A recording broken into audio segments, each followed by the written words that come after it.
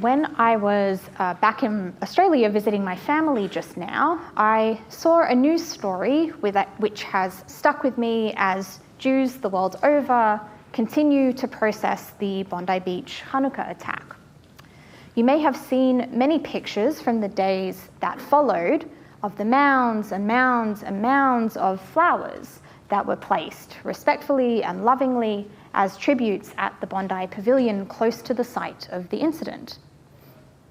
The story then became, those flowers couldn't stay there forever, so what are we going to do with them? I learned that instead of disposing of them or leaving them to decompose naturally on site, the Sydney Jewish Museum went to great lengths to find somewhere that they were allowed to store perishable items and ultimately bring together an amazing team of volunteers on Christmas Eve to begin the task of drying out these flowers so that they could be preserved for use in a future memorial monument.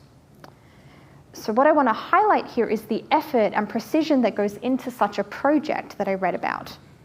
Volunteers have had to comb by hand through the thousands upon thousands of petals and hang them up on fencing racks to dry.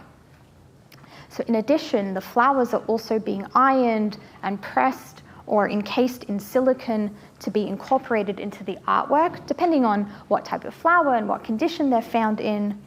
And those that were too decayed for use are going to be, or have been, mulched into compost, which would then be turned into seeding for the museum. But don't ask me how that works. So I've been reflecting on how such a sentiment, such an enormous endeavor felt especially appropriate at this time of year, for in its way it embodies the spirit of the Tu B'Shvat festival, which begins next Sunday evening, February 1st. So let me explain. Yes, Tu B'Shvat on the surface is a celebration of nature, pure and simple, and we'll get to that.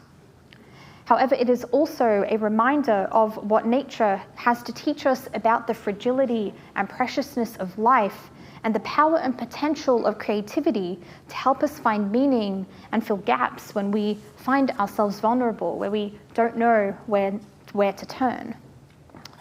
Sure, at its core, on Tu B'Shvat, we remember our responsibility towards the natural world around us, and we search for those first signs of spring, which I fully acknowledge is truly elusive on this freezing and snowy winter night. We sing Hashkedia Parachat, the almond tree is blossoming, and we look for the fragrant white blooms in Israel, and which signify the end of the cold and rainy season. And we turn towards the opening of the almond buds as the warmer season, full of sunshine and greenery and growth, approaches and draws nearer. Tu B'Shvat encourages us to lift our gazes upwards and outwards and to enjoy nature, enjoy its beauty, which Rabbi Dahlia Marks points out we are commanded to do right back in our Torah. She reminds us that in Leviticus we are instructed that when we enter the land of Israel, the Israelites were commanded to plant trees for food, and that the task for all humanity, given before that in the Garden of Eden in Genesis, was le'ovda u'leshamra, to work the land and to protect it.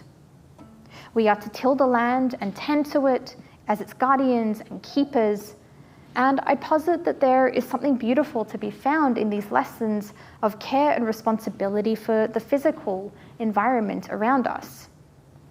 In other words, to pick the flowers and to preserve them in the first place.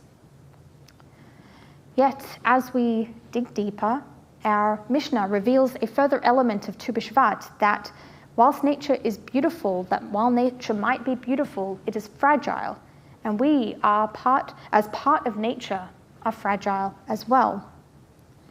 We probably know the Tu B'Shvat best as the birthday of the trees.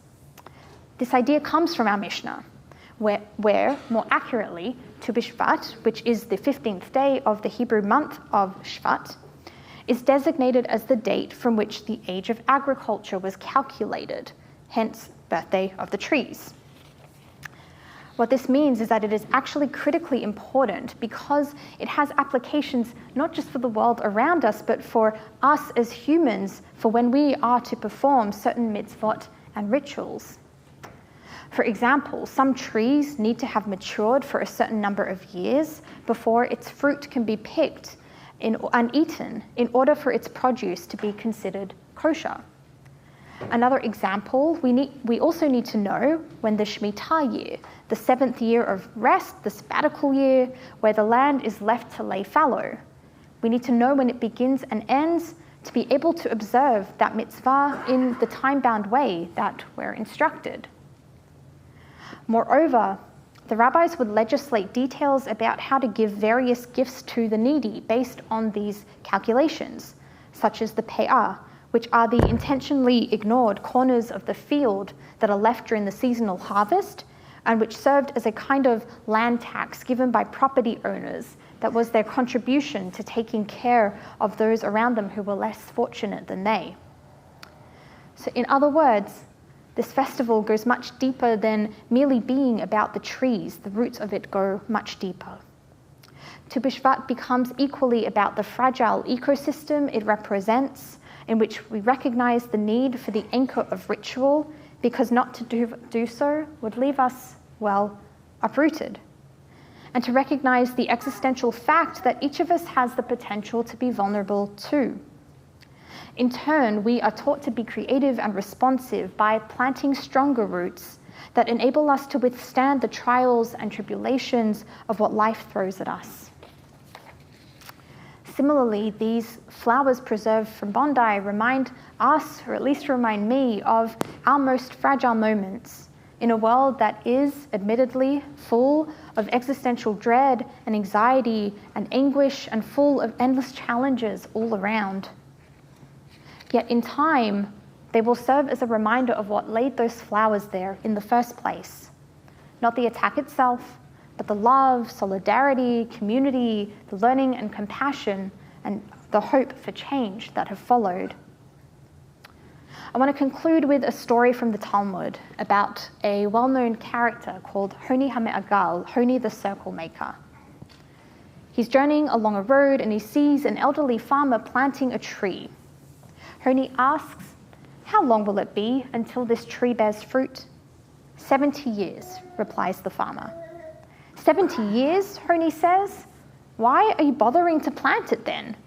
Do you really think you'll be around for such a long time to enjoy the fruit of this tree?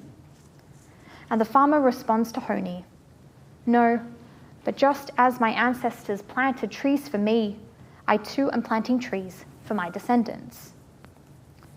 To me, this tale is the essence of Tu B'Shvat and speaks to my hopes and prayers for us as we anticipate gathering to celebrate this holiday next Shabbat and over next weekend. That we may sit in our fragile present reality and build bridges that help us know that we're not alone, including as we welcome our Israeli community and friends from the World Zionist Organization this time next Friday evening. That we may plant seeds for the future and revel in some pure and simple fun, and that's okay too, with our Young Families program next Sunday morning for Tu B'Shvat. That we embrace creativity and beauty, since it will also be Shabbat Shirah, as we heard, listening to the Song of the Sea and uplifting that, and as we look forward to collaborating with Opera Atelier once more next Sunday afternoon. So there's the plug for now. And until then, I'm appreciating the symbolism of those dried and preserved flowers hung up in a storehouse somewhere in Sydney, awaiting their transformation from tribute into art. Early Tu B'Shvat Sameach and Shabbat Shalom.